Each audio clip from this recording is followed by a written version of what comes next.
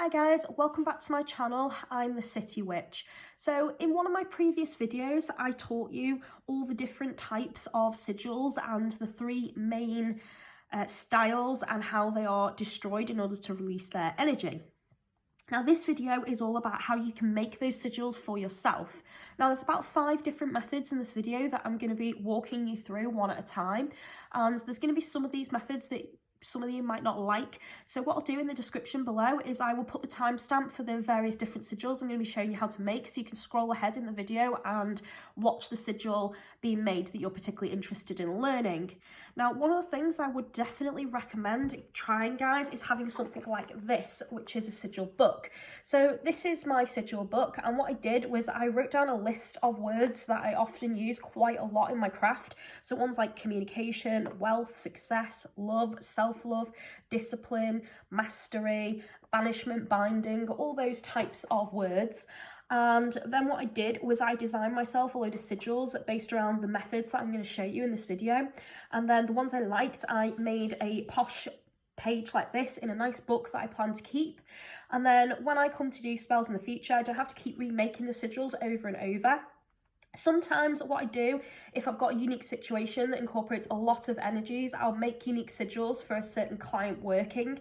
But if it's a generic spell such as love, then obviously I do have sigils in here for love that I like to refer to, and often I meditate upon my client's situation and get drawn to a particular sigil of love that I've already made, and then I'll go with that. Or if I prefer, I make myself a creative sigil. Now, creative sigils I like to make on the spot, but what I plan to do with where you can see this blank page here is add in creative sigils there that I want to keep over time. I just haven't got to that part of this creative idea yet. So I definitely recommend making yourselves a book, guys, because you can fill it with lots and lots of sigils, which is exactly what I have done. And I can refer to these as often as I need to. And I often use these to carve into candles, to anoint and dress things, and yeah, all sorts of different things, to be honest, guys. So yeah, it's worth having something like this. So this was kind of one of my ideas. It's something I've done for a very long time now, and I've used this with great success in my spellcraft. So this is just an idea for you guys. Another thing that I recommended in my last video was getting something like this. Now, this is a set of planetary squares, and one of the methods I'm going to be showing you is using numerology in order to make your sigils, and these come in very, very handy. So what these allow you to do is, rather than use a generic square layout for your sigils, which I'll show you in a moment, this allows you to incorporate the energies of the planet to match your intent. So for the purpose of this video, my statement is going to be, I am loved. So for something like I am loved, I'm probably going to want to use this one, which is Venus. So obviously Venus is the planet of love, ruled over by Aphrodite and Venus. And the energies attracted to this one are things like attraction, love, commitment, partnership, fertility, self-love and self-worth. So perfect for the statement that I'm using. So I could instead use this instead of the generic square in order to incorporate this planet's energies, doubling up my energy and layering my spellcraft. So that's why I say these are really, really super good to get. And I will run you through each of these one at a time so you know the energies that's attached to them. So as I say, Venus is attraction, love, commitment, partnership, fertility, self-love and self-worth. Then you've got the sun. So the sun is good for power, strength, success, growth and vitality. So really good for healing. But this is also really good for business, guys, because the sun's energy rules over business deals and contracts. So good for that kind of thing. Then you've got the moon. So the moon is good for empowerment, intensification, wish magic, creativity, invisibility. And this is also really, really good for either keeping or revealing secrets that are being kept from you. And if you have trust issues, this is really good for that. One of the things I did with this one was one of the goddesses that I work with in my craft is a moon goddess. So I made sigils to represent her many, many names using this one, incorporating the moon's energy. So I have personal sigils for my goddess that I carve into things. So that's also an idea for you. Then you've got Jupiter. So Jupiter rules over expansion, knowledge and wisdom, change, acceptance, and clarity. So this is really good for when you want to take some tests, for example, or you're studying and revising for something really important, such as passing your driving test. And you can create sigils using this in order to help you pass. This is also really good for if you want to absorb knowledge from a meeting, for example, or you've got a presentation to give, and this will help you remember what it is that you're talking about and be able to deliver that really clearly. So that one's a good one for that. This one's Saturn. So Saturn is the planet of silence, chaos and destruction. So this one is really good when you want to make destructive sigils. So by destructive, I mean ones for slightly more baneful magic. So things like binding and banishment, pushing things away. So deflection, protection energies. So this one rules over life, death and rebirth. So it's a full cycle of life. Protection, loss and reward and balance. So those are the energies with that one. And then you've got Mars. So Mars is really good for action, self-mastery, discipline, accomplishment and battle and strategy. So this is really good for if you're in a conflict with somebody or perhaps you've got some legal issues going on. So when I make sigils for legal matters, I often use this one. So this is really good when going into battle and strategizing your situation and coming out on top. So that's really good for that, guys.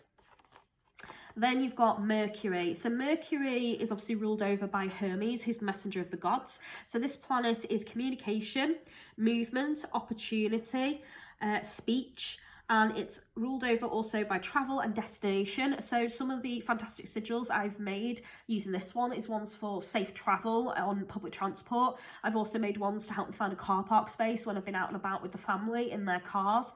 And I've also used this to create protection charms for all my family members' cars that they can keep, and I know they're safe. And funny thing is, when I actually made those, is none of them have ever had an accident or broken down at all. So those charms have worked really well. And I know that my dad, on one particular occasion when he travelled away, he drove all the way across the country, which is an 8-hour trip, and he lost the sigil I gave him, and within an hour of realising it had gone, his car broke down. So one of the first things he said to me when he came back home was, "Make me a new sigil, please." So, you know, it could be coincidence, it might not be. As a witch, I don't believe in coincidences, but I think that's quite a nice story that he recognised that obviously the sigil had gone missing, and as soon as he recognised that, the car broke down. In his mind, he thought the sigil was protecting him, so he needed a new sigil. So that's an idea for that one, guys. And then that brings us back to the beginning. So for the purpose of the video, I'm going to be using this one because I Am Loved matches the energies of Venus. So this is the one I'm going to keep to hand, guys. But it's worth getting a set of these. These were on eBay for the full set for about a tenner, which isn't too bad. But if you don't want to pay to get these, guys, you can find these really plainly on Pinterest. And you can blow them up and print them out and keep a set. And you can laminate them as well, which would keep them really nice. That's probably something I should do with these, actually, because they're a bit frail now. But yeah, these are really handy for when you want to create sigils and incorporate the planets, guys. Okay, so moving on, let's get into the video and make some sigils.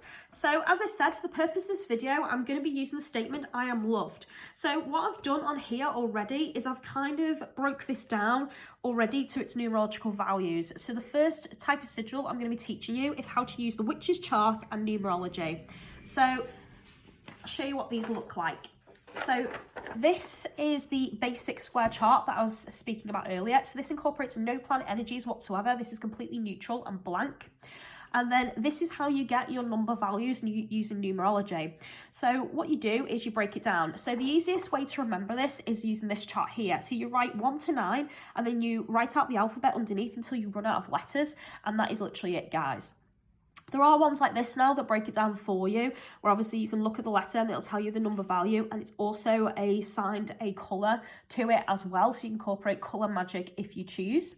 And then this one down here, I don't actually use, but what this one does is this basically gives a number value from 1 to 26 for all the 26 letters of the alphabet. And then it also breaks it down to its single digit if you were using something like this, where obviously it doesn't have double digits. But if you were using something like this, where it does, you could use its higher value. Now, I don't actually use this one, and there's a couple of reasons for that. Firstly, this doesn't go higher than 26. And when you look at something like this, that has numbers on it like, 47 and, and higher. So that's, that's quite a high value, but obviously, this doesn't go higher. So you're not really going to get quite a high number from it. So what I tend to do is use this one, and I recommend that to all my students because you can use numerology in order to make calculations where your numbers can go into the hundreds, and some charts go as big as into the hundreds as well, guys. So it's worth playing around with your numbers and figuring out a combination that you like in order to incorporate the right planet energies into your sigils. But if you don't want to do that, use the single digits and then use this chart, and then obviously making the sigil puts your intent and your energy into it as you're creating it. Okay, guys, so that's one chart we're going to be using, which is this one here.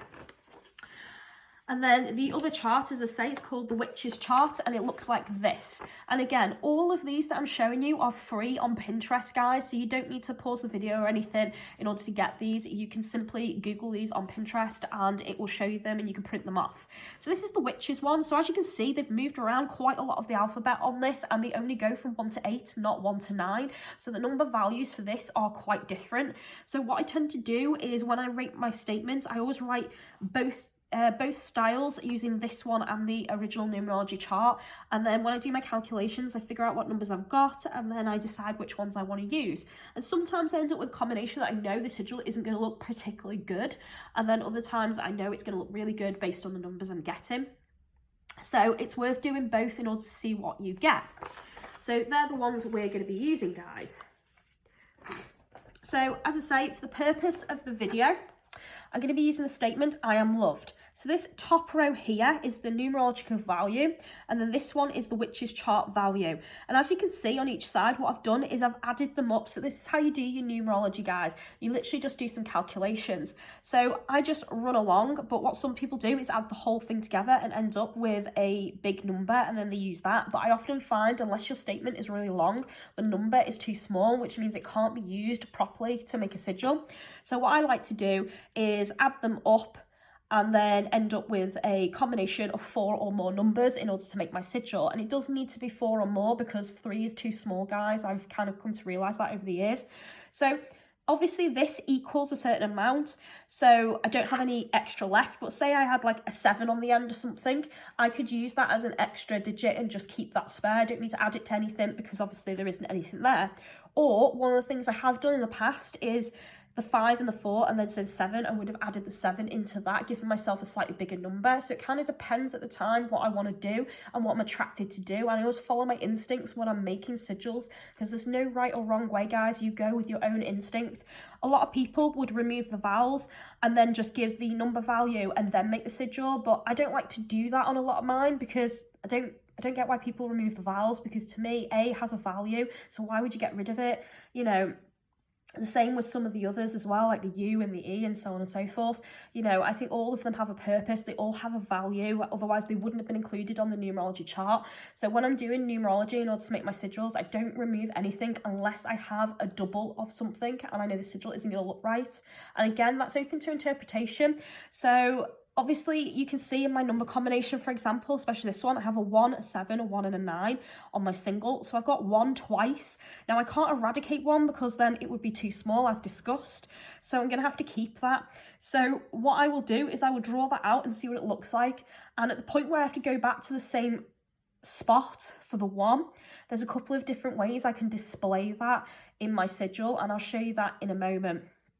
And then over this side, again, I don't really have any doubles, so I'm okay. I can just draw the sigil as need be. And then obviously you can see what I've done is when I've tallied, so the 7 and the 6, for example, makes 13. So I can either keep the 13 if I want to use a bigger chart, or break it down, which means I add the 1 and the 3, making it a 4. So that's how you get to these single digits, guys. So let's have a look at making them now. And as I say, for the purpose of this, I'm going to use Venus because that is the correct chart for this energy. So let's do this one first. As I say, for the single combination, I must use my basic square, which is this one here. So let's see. So we start off with a 1, and the 1 is kind of in the middle, but towards the bottom. So I start at the bottom. Now, always when you're doing your sigils, you start with a bubble, and then you end with a slash, and I'll show you that in a moment. So starting off there, and then I need to go to the 7, which is kind of to the side like that. and then I need to go back down to the 1. So this is where I need to be open to interpretation. So I know after the 1, I need to go to the 9. So I'm not going to want to go underneath like that, or it's going to cross over, or maybe I do want to go underneath because that would look quite good. So it kind of depends on how I want to do this at this point, guys. So what I'm going to choose to do is I'm going to choose to go underneath because I think that's going to look really good. And then as I get to here, because obviously I'm getting quite close to this now, I tend to go like that. And then obviously I know now that I need to go up to the 9. So as I get to that point, I will go up like that and then end like that. And what I've done there is where I've created that kind of zigzag, I know that means a double of that particular energy. Another way to do it would be to do a curl. So an example of this, just to show you guys, is something like that or like that. So I'll just show you that close up. So those symbols there always mean a double of a number, or where you've returned to a number. So obviously you can see there from the picture, that's the starting point, which was a 1, and I've had to go back to the 1, so I've created that zigzag. So that tells me that's probably the same value as this bubble. And then when I've gone up, this is where you end, and that's the slash I was talking about. So that's your start and that's your end, always on a sigil. So let's look at my double digits now. So this is where I'm going to want to incorporate this. So let's have a look. So 10. So 10 on this chart is quite high, so it's at the top. So I'm going to start off here. And again, starting with my bubble. And then my next number is 7, which is here. So I know I have to go like that. And then my next one, again, is 10. So again, I need to go back up to the top, and I know I need to go to 9 directly after that. So what I want to do is find the 9, which is down here. So I'm going to want to go underneath. And then as I get to here, I'm going to go like that. And then I need to go like that. So that would be my sigil there. So my personal preference is I prefer this one. So that is the one that I'd be drawn to, and I'd ignore that. But again, it is personal preference. You're going with what you're attracted to based on the statement of intent. And as you draw it, you'll know which one feels right as well.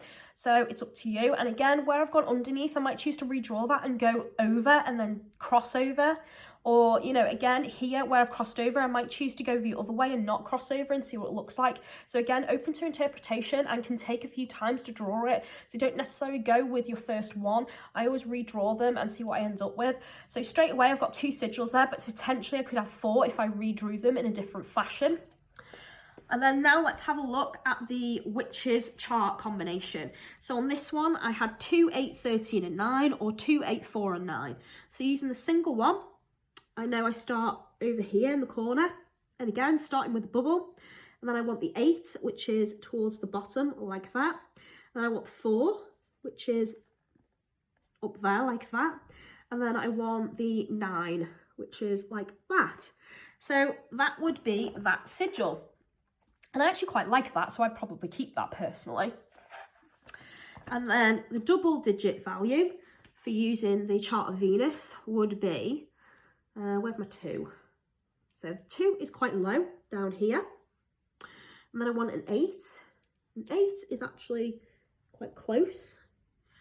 And then 4. Oh, where's the 4? Oh, 4's all the way over there. Wow. So that would take me up like that. Huh.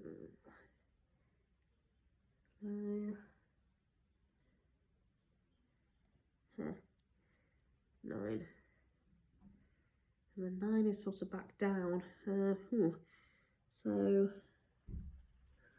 that would be that as a single. Or if I'm going to use my double digits, then we would have 2, 8, which, as I say, is further along. And then 13, which is kind of over here like that. And then 9. Oh, where's the 9? The 9 is kind of back on myself, so like that. So that's just to show you the difference, guys. So what I've done here is that was using the single digit combination of 2, 8, 4 and 9, and then this one was using the 2, 8, 13 and 9, just so you can see the difference. So I'm still able on the bigger charts to use a single digit combination, but I'm also able to use the double digit instead of breaking it down, just to show you the difference.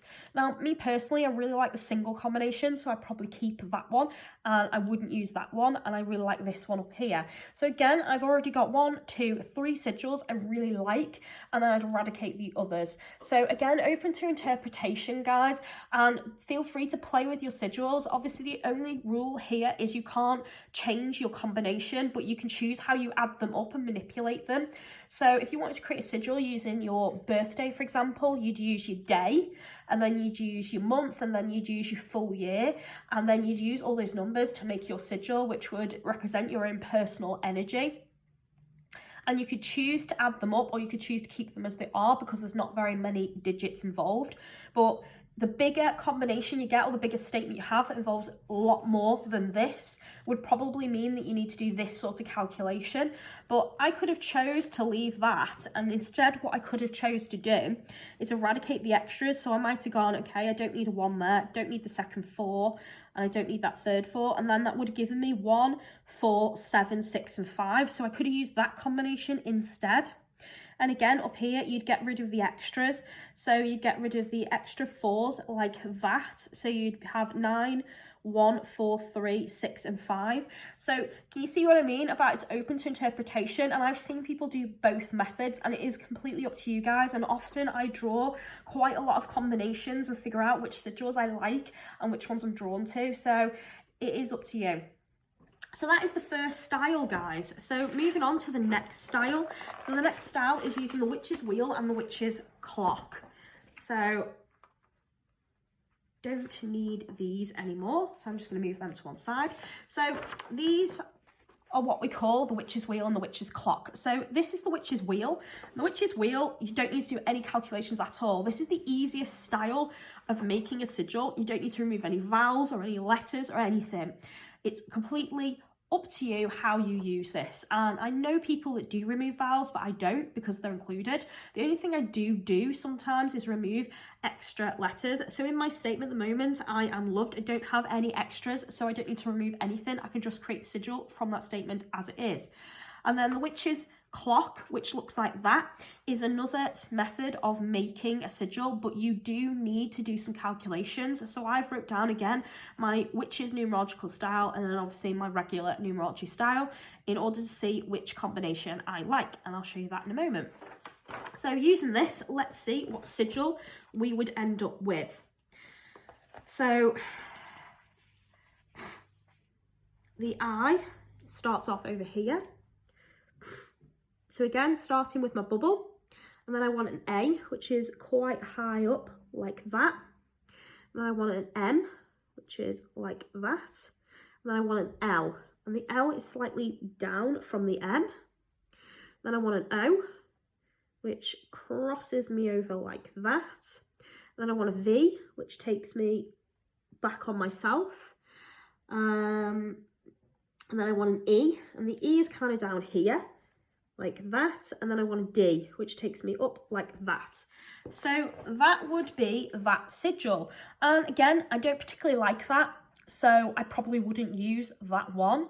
So again, open to interpretation, guys, but that would be what that looks like. So at this point, knowing that I don't like that, that's the point I might choose to go, okay, well, I'm going to remove the vowels and then make my sigil. So if I was going to remove my vowels, that would be the I, the A, the O and the E. So that would leave me with M, L, V, D. So let's see what I'd end up with if I use that combination. So M starts me up here. It's already a different starting point.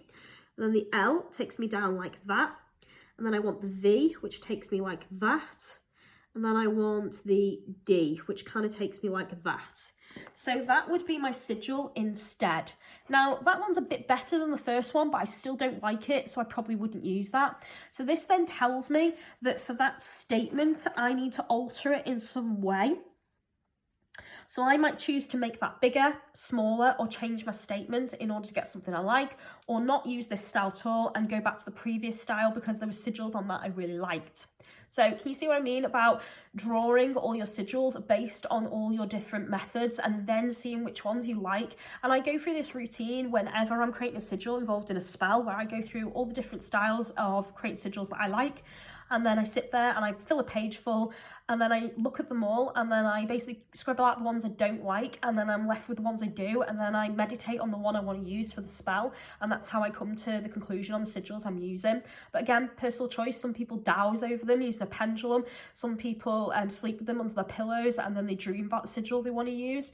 Others use tarot or throw crystals or bones onto them and see which ones the bones or the crystals are drawn to, and then they go with that. And then sometimes what I do is whichever ones I'm left with, I screenshot them and send them to my client and go, which one do you like? And then they tell me which one they want me to use. So again, open to interpretation on how you want to do this, guys.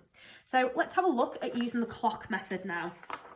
So the clock method, as I say, you do need to use some numerology. So obviously I've given myself the same values as I did on the other page. So I've got two ways of doing this. So I'm going to draw myself two clocks. So all you do here is you draw a clock from 1 to 9, and you need to just space them out so they're a decent length apart. Doesn't have to be particularly, you know, accurate or neat, it's up to you. And normally what I do is I draw that in pencil and then draw the sigil out in pen, and then I kind of erase the pencil of the clock because you don't need the numbers after you've made the sigil. So I'm going to make the sigil using both of those combinations. Now, things to remember about using the witch's clock is there's no rule about going back to the same digit, so it's up to you. But what I will say is I never go back to the same digit more than twice. So as in some of these combinations, like both of them, I have 3 4s. I'm obviously going to eradicate the end 4 because I really don't need it. And then it's up to me if I want to choose another one. So over here, I've got 2 4s next to each other. I'm obviously not going to need that because, well, I can't go from a 4 to a 4. So that one's going to be a combination of 1 4 7 6 5, and then this one is going to be 9 1 4 3 6 4 5, and then we'll see what we end up with, guys. So what I do is I put a bubble underneath each one I'm going to use in order. So that would be the 9, the 1, the 4, 3, the 6. Obviously, we've already got the 4, and then the 5. So can you see what I've done there? I've kind of ignored the letters that, numbers that I'm not using because they don't have a value up here, so therefore I don't need them on the clock, so I ignore them.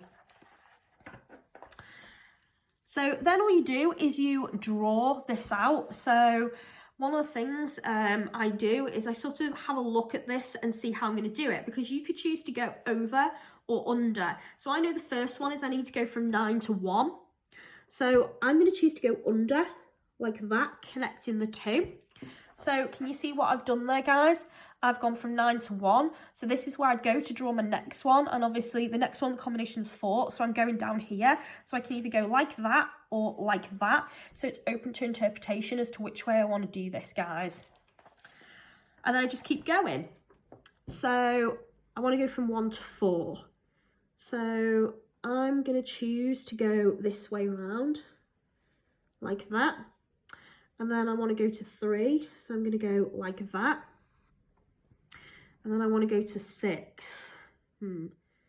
So 6, I'm going to choose to go out like that. And again, open to interpretation, guys. So you don't have to stay in the lines. It's up to you. 3 to 6. And then I need to go back to 4.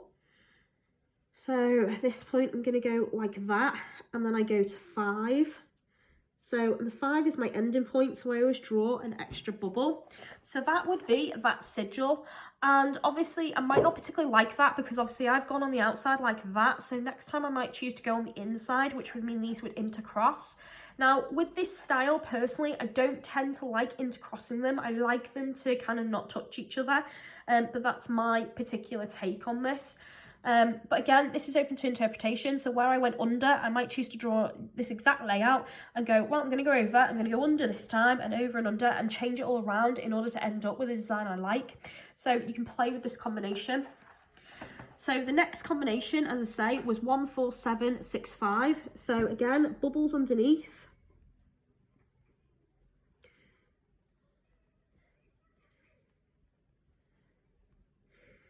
So ignoring the 2, the 3, the 8 and the 9 because I don't need them in this one. So I'm going from 1 to 4. So I'm going to go on the outside like that. And then I can go to the 7. And I'm going to choose to go like that. And then the 6 and the 5. And then I've ended at the 5. So that's that particular one. And I know at the moment they don't look like much, but when you draw them up neat, guys, something like that is what you're going to end up with as a result. So that sigil looks quite impressive, I think, on its own. It looks really interesting. Can you see the different combinations that I've ended up with because of this? And again, open to interpretation on how I've done this. And sometimes they've been that simple because the numbers haven't been great, but they've looked okay. And this is what I mean about them crossing over. Sometimes I like it, sometimes I haven't. And I loved that one. I thought that turned out really funky. And then that one as well. I really liked that one. So again, open to interpretation on how you want your sigils to look, guys. So that's that style, okay? So moving on to the next style. So the next style is going to be the creative style. Now, the creative style, the idea within this one is you make your statement of intent, and then what you do is you remove the vowels, and then you end up with a set of letters that you use. Now, what I found with this, when my statement is quite small, if I remove the vowels, I end up with virtually nothing and I don't like it. So my personal take on this is I tend to keep the vowels but remove any doubles. I prefer the method of removing doubles, if I'm honest, guys. Through all of my sigil methods, I tend to ignore the rule of removing the vowels, but traditionally with making a creative sigil, you would remove the vowels. So for the purpose of this video, I'm just going to remove the vowels, to be honest, guys, just to show you. So get rid of the I, the A, the O, the E. Yep, that's all of them. So I'm left with M, L, V, D. That's what I'm left with. And then creatively, you just add them into your container. And your container can be a circle, a square, a triangle, star, a rectangle. It can be any shape that you feel matches the energies of your intent.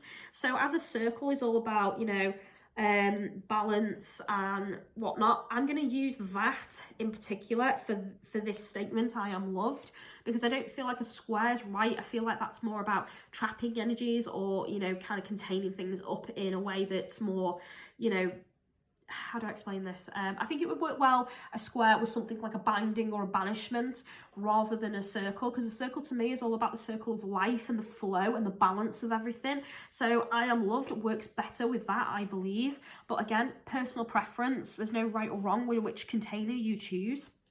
So I've drawn a circle, and I need to put those in. And again, it's just about being creative. So a Sharpie pen's really good for this, but actually this paper tends to seep through. So I'm just using a biro for now, but normally I'd use a Sharpie.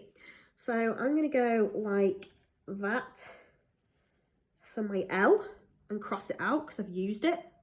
And then what I've done here, I don't know if you can see that, guys, even though I'm saying that's my L, because obviously you can see it's an L from that angle, that actually already could be a V, so I don't have to add the V in. But as I have so many little letters, I'm actually going to keep the V and add it in anyway. So D then, I'm going to go, how am I going to go? I have the M in first. So the M, I'm going to go like this. So that gets rid of the M. And again, I've made 2 V's there, so I don't necessarily have to add the V in, so it's kind of up to me. But I'm going to keep them. So that's my V, and then my D, my D,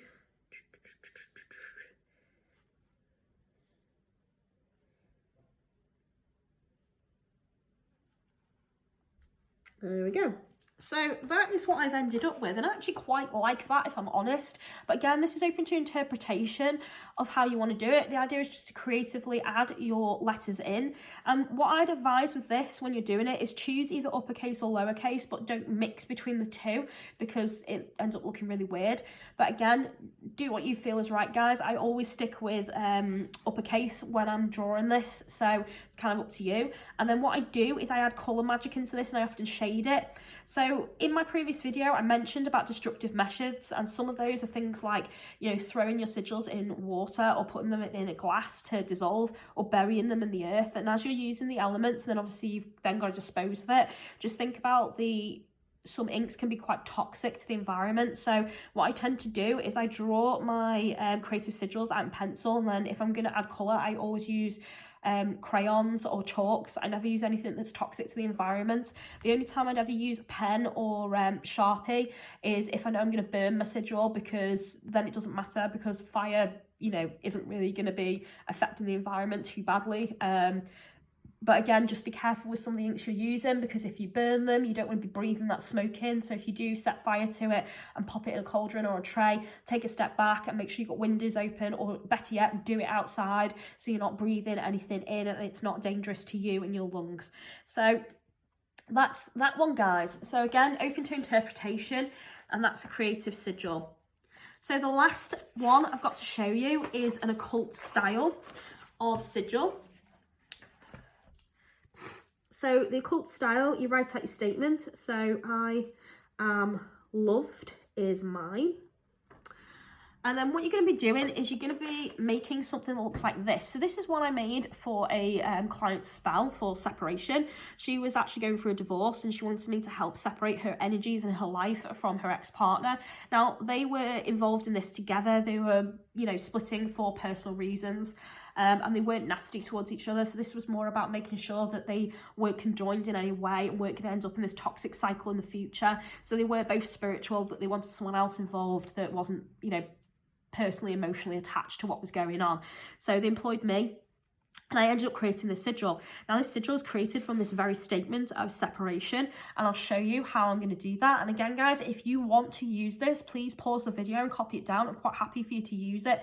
Any of the sigils I've made and showed you in this, you can use. This is just all examples. So that is an occult style. So occult style is really simple. All you're going to do for an occult style is you're going to break down your statement into its lines, its squiggles, and its slashes, and so on. So what I mean by that is if you look at the statement, which again, I've made sure I've wrote in capitals. So the I is obviously made of vertical and horizontal. So you would go like that and like that, and then eradicate that. So you can see what I've done, I broke it down. And then again with the A, it would be like that and like that. So you're tallying them up. Now, if this statement was a lot bigger, the traditional method of making this would be to get rid of your vowels. But again, because this is quite a small statement, I'm choosing not to do that. And I actually very rarely do that, as I've said before in this video. I don't like to do that. That's not my method. But feel free to do that if you want to, guys.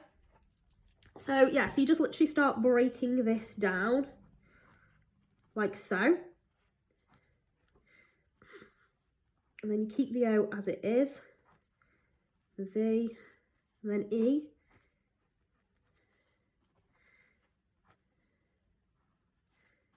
So that is basically what you're left with. And then obviously you can choose, if you have quite a lot like that, you can choose to tally them up so you know what you've got. And then the next thing you need to do, guys, is you need to draw yourself an X and a cross. And this is usually your starting point for making an occult sigil.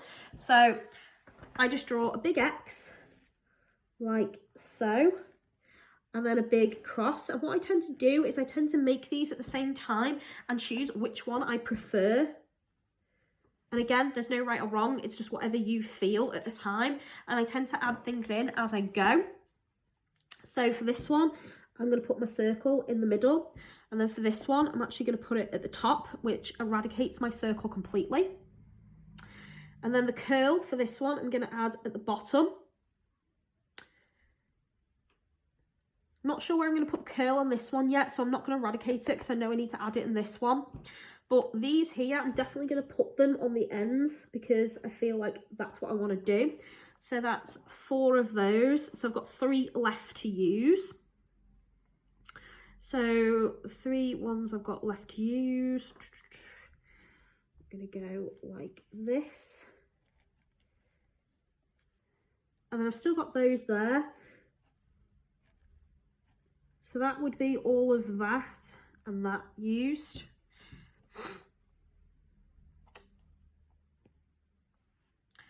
But I need to add them into here. So for this one, I'm going to go like that for 2 slashes. And I'm going to go like that for the other 2. So that's done. And how else am I going to do this? I'm going to start adding my lines on. And again, with these lines, guys, they don't have to be tiny. You can make them longer, expanding them. It's open to interpretation. So therefore, on that one already, I've added 6. So I know I've got 1 more to add on. So therefore, I'm going to add that on there. And then I've got these ones as well. So that's all of those already added in.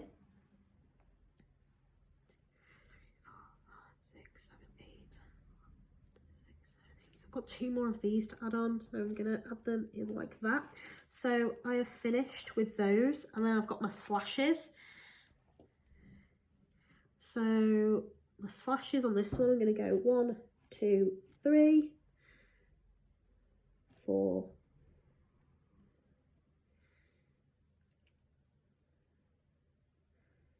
5, 6, 7, 8. So I finished those. So this one I only added on 2 slashes. So I know that no, I didn't. I added 4 slashes on. So I know I've got 4 more to add in. So 1, 2, 3, 4. So that's those. And the only thing I need to do is on this one is add the curl. So this is kind of open to interpretation of where I want to put it. And I'm going to choose to pop it this way, facing in, because this is all about being loved. So then that is what I've got for both of those. And again, open to interpretation. And just because I've drawn these 2 doesn't mean I have to use those 2. What I might do is do this multiple times until I'm happy with the design and what I like. And then another thing that you can consider doing is often with this style, you would place it inside a container, which as discussed would be a square, a triangle, a circle, a star. And then once you popped it inside a container, sometimes the container is big enough that you have spaces here in order to draw mini sigils. So if your statement's a lot bigger and you ended up with a lot more of these, you could create mini, smaller sigils in the gaps in the container. Now, I prefer the loose style, which is like that, where the energy is a bit more free and I don't put it in a container, but it is personal preference, guys. You can do this however you see fit. I don't use containers, but you might prefer to. So again, play around with the styles and figure out which ones that you like. And that's all the different methods for you guys. So that's all of my sigil designs and the ways that I like to make them. And again, I've shown you using these and I've shown you using all of these. Okay. So there's quite a few different styles there that I use, and again, all of the styles have been used to make this here, except for the creative one and the occult one. Now, I haven't actually made any of those yet, but as I say, I've got the blank page to be able to do that. So it's kind of up to you guys on how you make your sigils, but I'm hoping this has given you some ideas on how you want to make yours. So thank you very much for watching, and if you do make some sigils using these designs, please pop some photos down below in the descriptions and the comments. I would love to see them, guys. And in the description, as I say, don't forget there is going to be timestamps so you can actually scroll back through and watch the sigil being made if you want to learn and kind of create your own at the same time as watching the video. So thanks for watching, and give me that thumbs up if you enjoyed it, and don't forget to click the subscribe button so that you can follow me and learn more from all my videos. And if you have any questions for me, guys, please send me a message. I'm happy to answer any of your questions. Now, I am on LinkedIn, Instagram, Twitter and Facebook, and all my various business pages do various different things, especially my Instagram. It gives you a look into my altar, my sacred space, my spells and my rituals and my client workings, and I do mini videos on there as well. And then if you are a member of Patreon, I do take patrons to support my channel, and if you'd like to be one of those, then please do so. The link is in the description, and I do offer client services to you guys a lot cheaper than I do anyone else. So thank you very much for watching. Blessed be good to each other, and I'll see you all soon. Bye.